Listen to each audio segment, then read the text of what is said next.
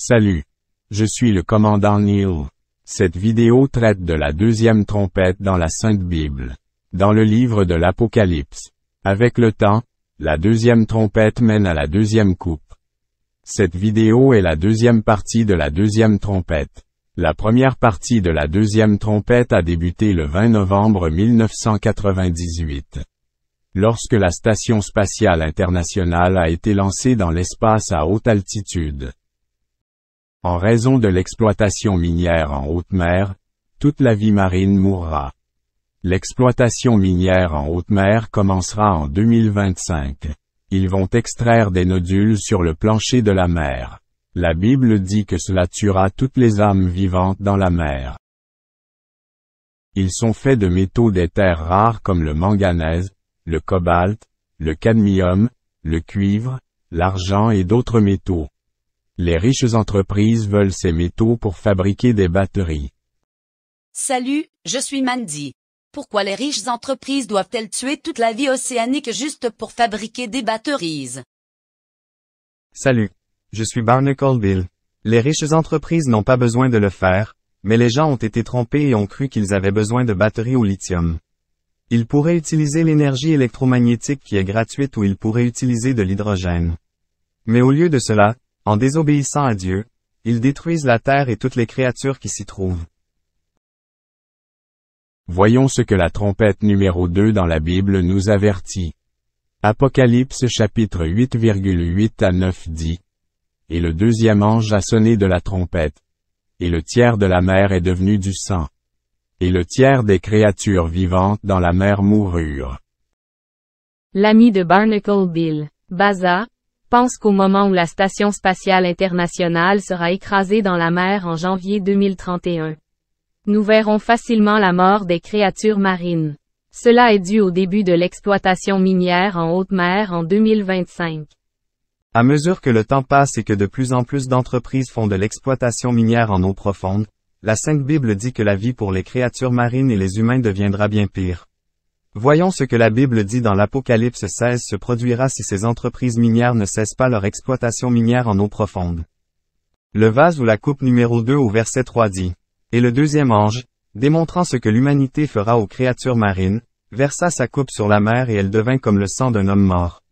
Et toute âme vivante mourut dans la mer.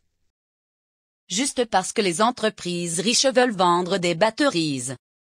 Avançons dans le temps et visionnons une vidéo de ces riches entreprises minières. Nous verrons ce qu'elles réservent à la vie marine, aux minéraux et au fond de la mer. Il s'agit d'un navire de surface. C'est là que se déroule la majeure partie du traitement de la mer. Voici un collecteur, un joli nom pour un aspirateur géant. Il aspire les 10 à 15 premiers pouces du fond de l'océan et les envoie à travers un tuyau jusqu'à une pompe hydraulique.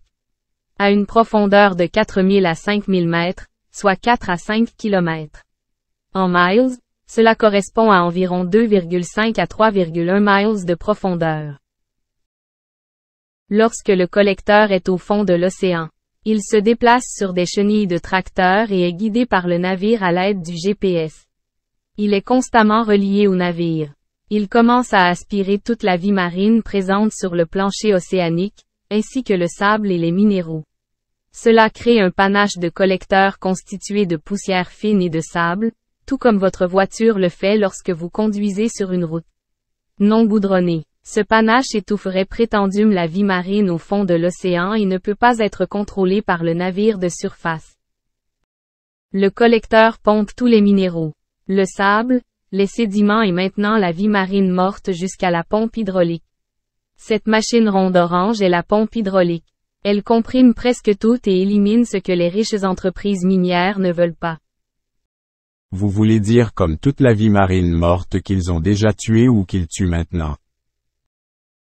Maintenant, la vie marine est écrasée à mort alors qu'ils écrasent et pompent les sédiments et les nodules jusqu'au navire pour le traitement. Ouah, je remonte si haut et si vite que je pense que la vie marine et moi avons le mal des caissons.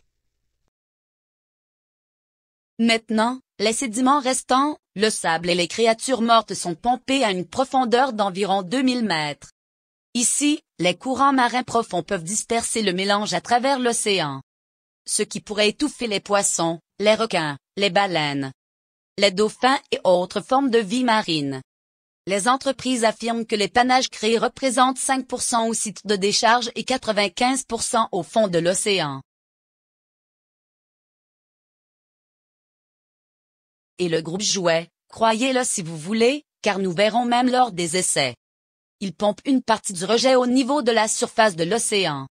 Il ne mentionne pas que la plupart, voire toutes les créatures marines qui vivaient dans le sable et les sédiments, sont très probablement mortes maintenant. Nous allons maintenant voir ce que Greenpeace avait à dire lorsque le navire appelé Hidden Gem a été réaménagé en février 2022. Il devait naviguer dans l'océan Pacifique en octobre 2022 pour effectuer des essais d'exploitation minière. Je vais maintenant réitérer ce que Farah Obeidallah a dit.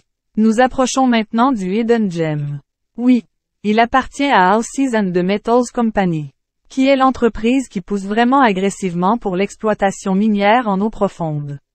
Ce navire est en cours de réaménagement ici à Rotterdam en février 2022 afin d'être prêt à naviguer dans l'océan Pacifique, dans la zone du Clarion Clipper, pour effectuer quelques essais d'exploitation minière au cours des prochains mois.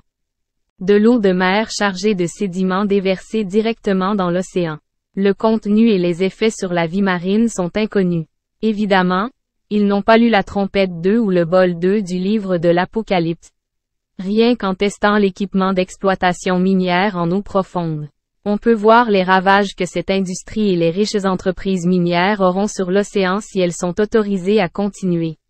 En mars 2023, les Nations Unies ont approuvé l'exploitation minière en eau profonde dans leur traité sur les hautes mers. Farah parle à nouveau. Tu sais, les profondeurs de l'océan renfermant tant de mystères de la vie sur Terre. Et je pense que nous devrions nous concentrer sur la compréhension de l'océan profond et sur le rôle qu'il joue dans la vie sur Terre. Au lieu de déployer ces navires pour détruire les profondeurs marines. Revenons en arrière et constatons la destruction de la couleur de la mer que les entreprises d'exploitation minière en eau profonde vont causer, et rappelons-nous de ce que la Bible a prédit qu'il se passerait si l'humanité continue de tourner le dos à Dieu. Imaginez des dizaines de navires fonctionnant 24 heures sur 24, 7 jours sur 7, pendant des années. Chaque zone où les navires se rendraient pendant les sédiments dans une vaste zone, le tout à cause de la cupidité de l'homme qui détruit la mer. Voici un modèle blanc de ce à quoi ils veulent vous faire croire, mais c'est très loin de la vérité ici. Les riches entreprises minières ne remettent pas les sédiments dans l'océan comme elles prétendent le faire, mais les déversent simplement par-dessus bord du navire de surface. Voici ce que nous voyons à la surface.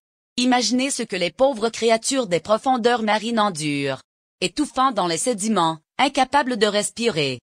Celles qui sont remontées à la surface Et, flotter simplement dans cette boue est dégoûtant.